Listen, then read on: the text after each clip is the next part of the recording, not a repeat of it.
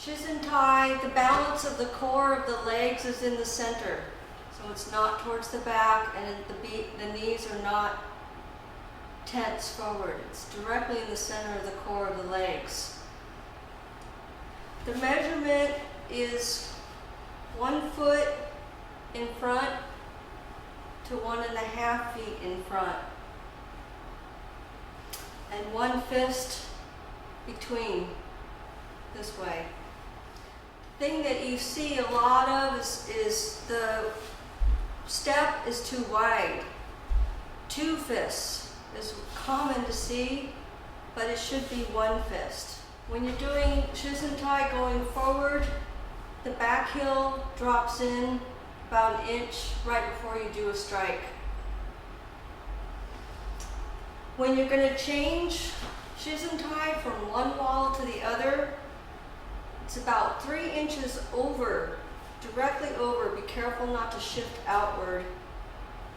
Just 3 inches, and then you barely lift your feet and you spin on the ball of your feet and face the other way. There are no spins in our kata on any of the stances on the heel. It's always on the ball. The measurement for the neck wash is if I have a line going between my legs. This part of the foot is on one side of the line and the heel is on the other side of the line. If I happen to draw the foot back to measure it and it goes into any space alongside of this foot, then it's too narrow. The back leg, there's a subtractive space inside of here, right inside of here. That alignment with the back of the butt all the way straight down aligns with the back of the heel. So I shouldn't be forward or sitting back further than the foot. I also say that because you're sitting straight down on something versus having your torso lean forward. The heel shouldn't be too far off of the ground, and it's truly the back part of your body that is determining how much the front knee bends. Because I can artificially get the look of the front leg, yet standing up on my back leg by simply bending my knee. But if I go down on the back leg, that's what should bend the knee. One of the tests for the neck wash is that most of your weight is back here. Its first job is to have speed so people can't see you changing your weight to do a kick. But one of the other things is that if the opponent sweeps the foot, you can lift it up and turn for a yokogiri. The hip, it's really easy to have this back hip tilt forward when it needs to be open this way. And then your shoulders will follow that. The back knee is about 30 degrees. It's not the knee going straight this way, and it's not 90, and it's not 45. It's just about 30 there. Then what happens is, once you have that, and you tighten the muscles on the out, just a little bit, on the outside, on the inside, and you think about somebody kicking the legs, and you grip a little bit, then the knee will slightly go in, and the inner thigh will slightly go in, and therefore you won't be open for a kick to the center here. But if I open it up here just a little bit, then you're open for a kick.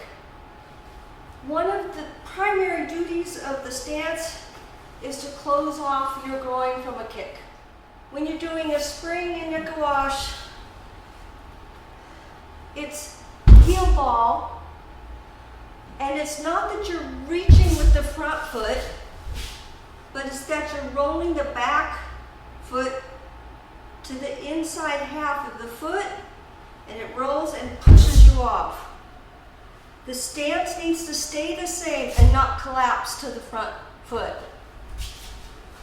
Again, you push off, keeping your head level.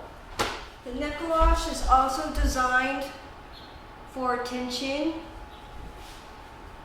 cutting in the angle to gain an advantage on the opponent. Say, as in our yakusoku, cutting in at 45, but it also works the opposite way. You can cut in, you can be in this stance, have something come at you, and by turning the back hip and getting into your neckwash, you avoid the strike coming to your center. Jigatai is just a little bigger than your shoulder. If I was standing up, general rule of thumb is that you just take the toes and put them out about an inch and you're down. What I see out there that's easy to do is that the knees are too out or they're too forward. And you want right about here. The other thing is you can place your balance of your upper body to the back or to here, to here, to here. And you really want to center the torso right over the legs. The measurement of the height is the top of the fingers reaching the top of the knee. The back is not curled forward, but putting the chest out, there's a dip in the lower back.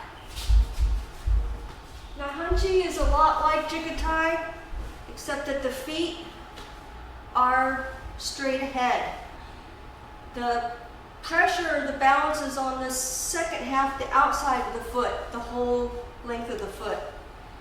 If you think of tightening the outside muscles and the inside muscles and cupping to the ground, you'll get a slight curve on the inner thigh, but the thighs are pointing forward.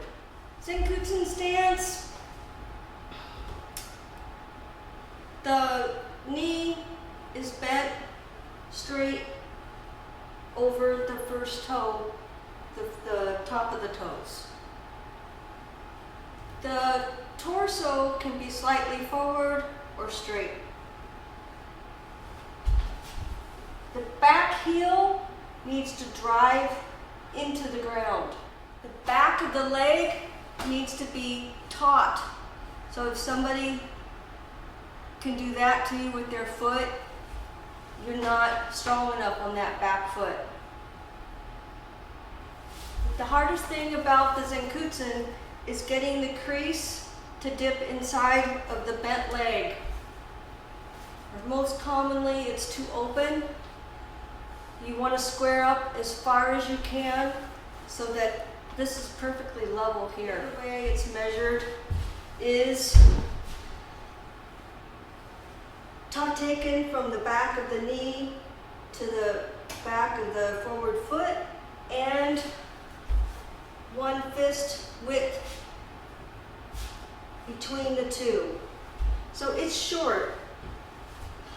It's a short, it's not a long stance. And that again allows the koshi to go into the spot that you want, this level right here. In order to cover your groin, you are squeezing the outside, inside muscles, and the knee, the lower leg is straight, the upper part is straight, but when you contract your muscles, the knee goes slightly in. If this is what I want right here, it'd be really easy for me to get the same thing by putting my foot back just a couple inches. But that's not what we want. You'll push this forward and you get the stance height by bending that front thigh. Again, it's really easy to get lower by putting this too far back. If I'm in Zenkutsu and I turn the foot to match the same angle of the back foot, That's naname right there. But both toes need to be on the same line. The forward foot is not behind the other foot.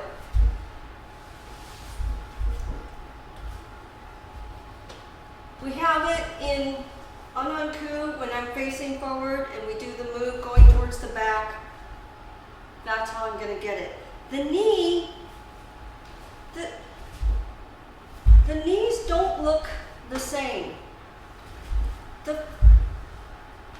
The short knee, the bent knee is here, and this knee is a little bit here, so they're narrow. They're not exactly the same. The other thing is when you're switching, say in Pasai from naname to naname, that you just barely lift the heels off of the ground, like a hair's breadth, and you spin on the ball of the feet. The naname stance would be easy to be side, my sides this way. But here's my naname is here, my feet are at the same angle.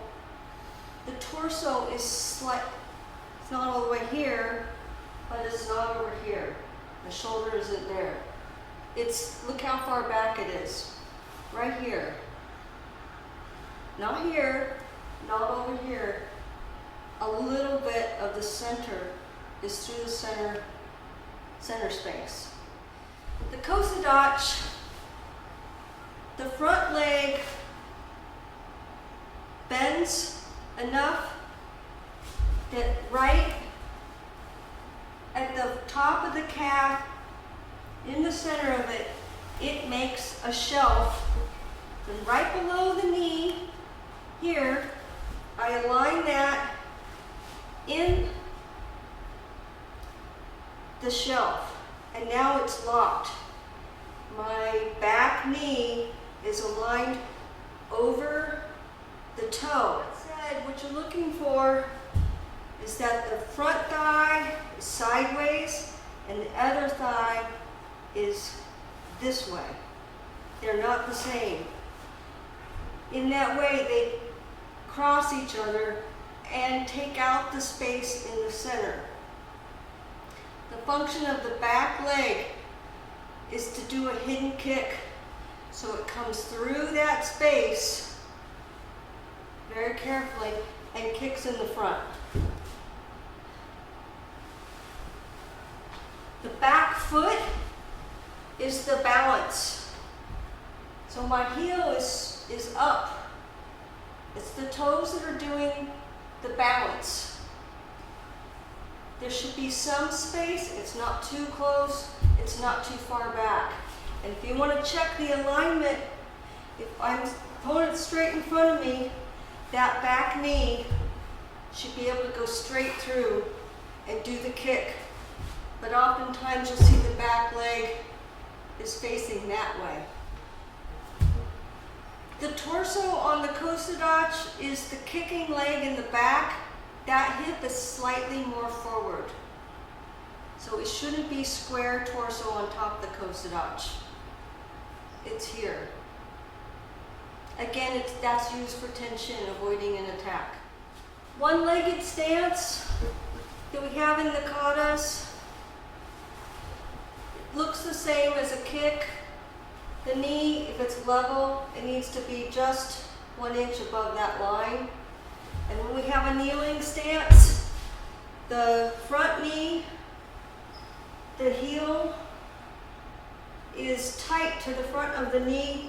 This back knee and the back thigh and the back is straight. And this is 90 right here. So it wouldn't be here. It wouldn't be to the outside where you're open. You use your toes. If your thigh is bent this way, it's incorrect. It's very tight, the two legs to each other, and your back is straight.